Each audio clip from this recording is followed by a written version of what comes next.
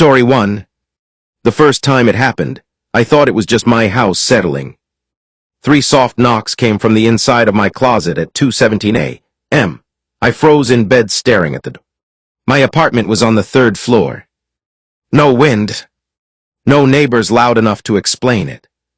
After a minute of silence, I told myself it was nothing and went back to sleep. The second night, the knocks came again, same time, same rhythm. But this time, I was awake already. And I heard something else right after, my own voice whispering from inside the closet, "Let me out." I didn't sleep after that. I sat on my couch with every light on, watching the closet door like it owed me money. At 2:16 a.m. the handle slowly turned. Not jiggled, turned, like someone on the other side knew exactly what they were doing. My phone lit up with a notification from a number I didn't recognize. One word: open it. The closet door creaked. And then I realized something that made my stomach drop. My reflection in the TV wasn't sitting on the couch anymore. It was standing behind me. Story 2. I stopped using the hallway mirror after it blinked. At first, I thought it was just exhaustion. Long shifts, bad lighting, too much caffeine. But the reflection lagged behind me by half a second every time I passed it. Not much, just enough to notice if I was paying attention. Then one morning, I wasn't late anymore. My reflection moved first. I watched it straighten my shirt while I was still reaching for the hanger. Watched it smile when I wasn't smiling. It started doing small things on its own, tilting its head when I didn't, staring at corners of rooms I hadn't looked at yet. Last night, I stood in front of it and didn't move at all. Neither did it. For a moment, I thought maybe it was over. Maybe I was just losing it.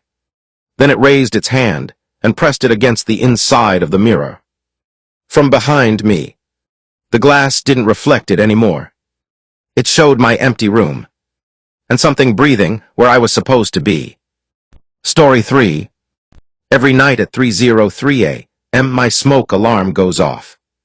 No smoke. No fire. Just the piercing beep that drags me out of sleep like a hook in the brain. The first few times, I checked everything. Stove, outlets, hallway, nothing. I even changed the batteries. Twice, but it kept happening.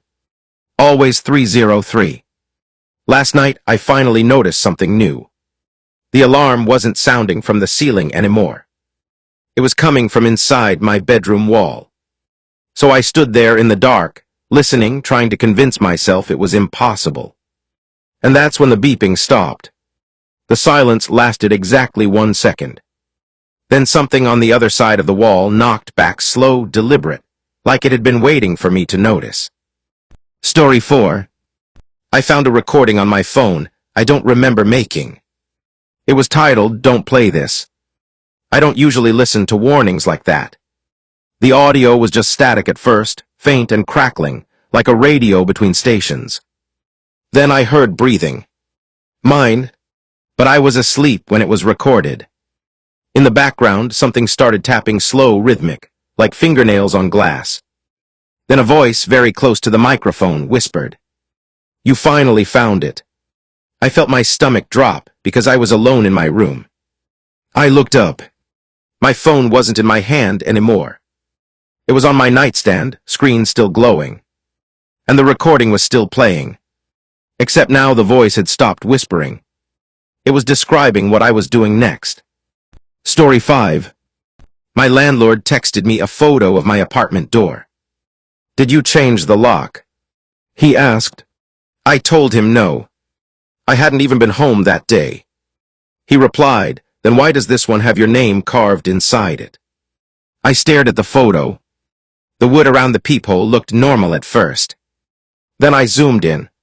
My full name was etched into the inside of the door, deep enough that the grain split around the letters like it had been done from the inside out. I drove home fast. The hallway light outside my apartment was flickering. My door looked newer, cleaner, like it had been replaced. But the number was still mine. When I got closer, I noticed something else. The doorknob was slightly moving. Not turning, just reacting, like someone on the other side was holding their breath, waiting for me to decide whether I was going in or staying out. Then my phone buzzed. A new message from my landlord. Whatever you do, don't let it think you're outside. Story 6. I started getting calls from my own number. The first time, I almost didn't answer. I figured it was a spoof spam, whatever. But curiosity won. Hello? I said. Nothing. Just breathing. Slow. Close. Like whoever it was had the phone pressed right against their mouth, but wasn't sure how to speak. Then my own voice came through. Not recorded. Not robotic. Me. It said very calmly, "Why are you still in there?" I pulled the phone away from my ear. The screen showed my contact name, me calling me. I hung up. Immediately it rang again. This time I didn't answer. But my apartment did. My TV turned on by itself, volume low. My laptop lit up. Even my microwave clock started blinking like it was receiving a signal. All of them displayed the same thing. Incoming call, my number. Then my bedroom door handle slowly began to turn from the inside. Story 7. I only realized the messages were wrong when I started replying to texts I never received. At first it was harmless. A friend asking if I was free only. I checked later, and they never sent it. A reminder about an appointment I didn't schedule. A voicemail with my own voice saying, "Pick up." Then it escalated. My phone started correcting me. I'd type something and watch it change before my eyes. Home became already home. Safe became not anymore.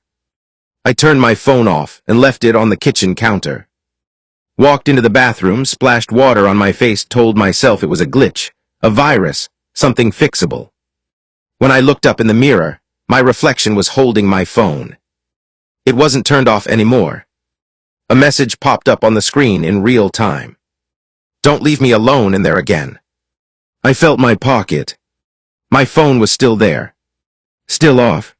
Then it buzzed anyway. Story 8. I got a package delivered with my name already signed for. No return address. No shipping label I recognized. Just my name written in sharp, careful handwriting across the top like someone had taken their time practicing it. Inside was a single item, a set of keys. All of them looked old, worn, like they'd been used a lot. But one stood out, a small brass key, labeled with a tiny tag that read, "Door you haven't noticed yet." I laughed nervously, thinking it was some prank from a friend. Then I realized I don't have friends who would do that. That night, I tried every lock in my apartment. Front door, back door, closet, even the mailbox downstairs. Nothing fit. When I got back inside, exhausted, I noticed something new on my coffee table. A door I swear wasn't there before. It was small, like a crawl-space door, but perfectly fitted into my living room floor, wood matching the rest of the apartment too well to be real. The brass key was already in my hand. I didn't remember picking it up. And just as I reached for the knob, I heard something from the other side of the door say very softly, "Finally." Story 9. The elevator in my building has one extra button. It isn't labeled like the others. No basement, no penthouse, just a smooth black circle with no number on it at all. Everyone told me not to press it. The super, the neighbors, even a guy moving in who saw me staring at it too long. "No one presses that one," he said. Not twice. So of course I pressed it. The elevator didn't move like normal. No humming descent or ascent. The lights just dimmed, like the building itself was holding its breath. The doors opened on a floor I'd never seen before. Same hallway layout as mine. Same carpet. Same flickering light halfway down. But every door had my name on it. Different versions. Misspellings. Childhood nicknames. Even one I only ever used online once, years ago. At the end of the hall was my apartment door. It was already open. Inside, everything looked like my place, except it was wrong in small ways. Too clean. Too quiet. like no one had ever actually lived there. A phone on the table started ringing. I knew without looking who it was. When I answered, my own voice said, "You shouldn't have come up here. This is where we put the ones who leave." Story 10. I woke up with mud on my shoes. I don't remember going outside. At first I thought maybe I sleepwalked. Stress, bad dreams, whatever explanation makes it easier to ignore. But the mud wasn't just on the shoes, it was under my nails too. Packed in like I'd been digging. I live on the 6th floor. No balcony access. That night I stayed awake. Locked everything. Sat in the kitchen with the lights on, watching the hallway like it might confess something. At 2:40 a.m., I heard my front door unlock. Slowly, carefully, like whoever had the key didn't want to wake me. The handle turned, and then stopped. Silence. I held my breath, waiting for it to open. Instead, something slid under the door. A single muddy shoe. My size. Still warm,